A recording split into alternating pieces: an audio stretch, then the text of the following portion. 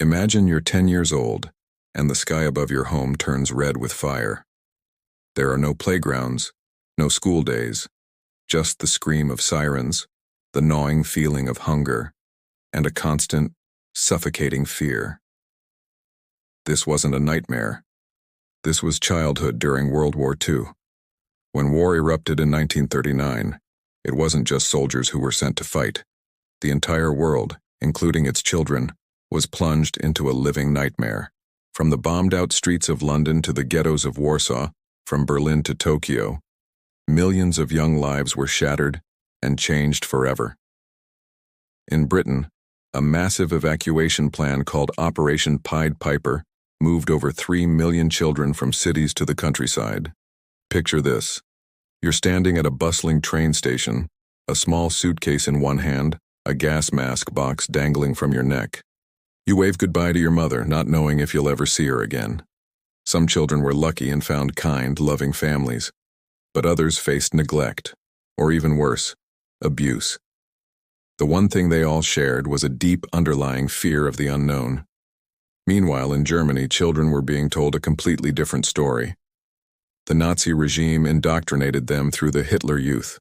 Boys were drilled and marched, trained for combat. Girls were taught lessons in motherhood and absolute obedience to the state. By the time they were just 14, many of them truly believed they were fighting for a glorious future, never realizing that their own innocence had already been stolen from them. Now let's travel to Poland in 1940. German soldiers patrol the streets, a constant reminder of the occupation. Polish schools are shut down, and it's illegal for children to learn their own history or literature. But in secret, the flame of knowledge flickered. Imagine a young boy, let's call him Yannick, hiding his books in a damp cellar, whispering history lessons to his friends by the dim light of a candle.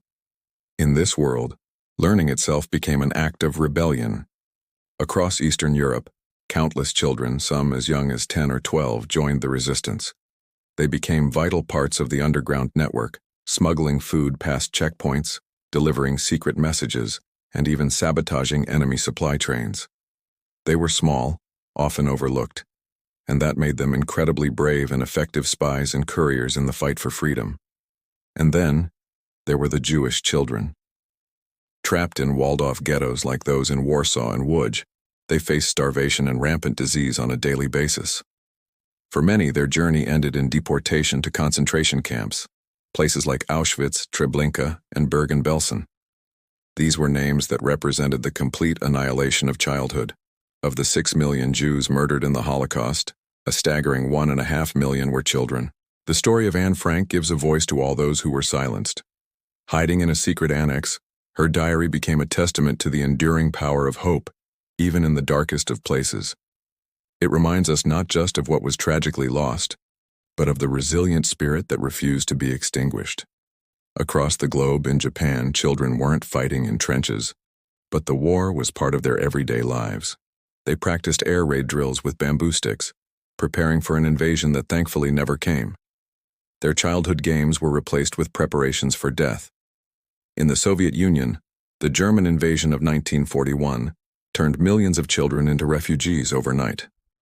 Many fled east toward Siberia, while others were forced into labor building tanks, weapons, or digging vast anti-tank trenches. Some orphans became what were known as sons of the regiment, adopted by Red Army units.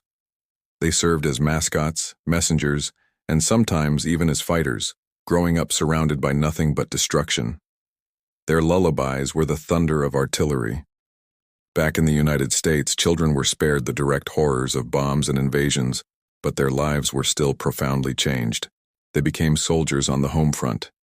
They collected scrap metal, helped ration food, and planted victory gardens in their backyards. Posters everywhere urged them to do your part. Even in safety, they were mobilized, fighting with hope and hard work to support the war effort from thousands of miles away. Then came August 6, 1945, Hiroshima, Japan.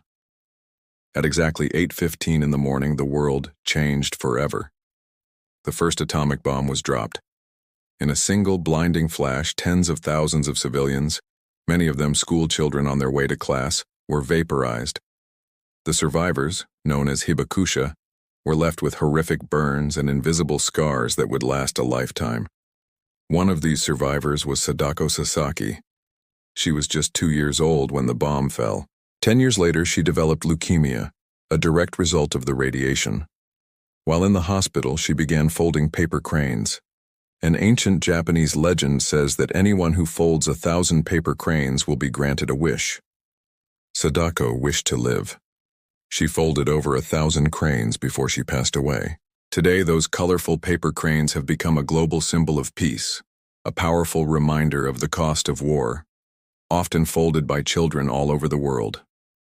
When the guns finally fell silent in 1945, the world began the monumental task of rebuilding. But what about the children? Europe was filled with millions of orphans wandering homeless and parentless.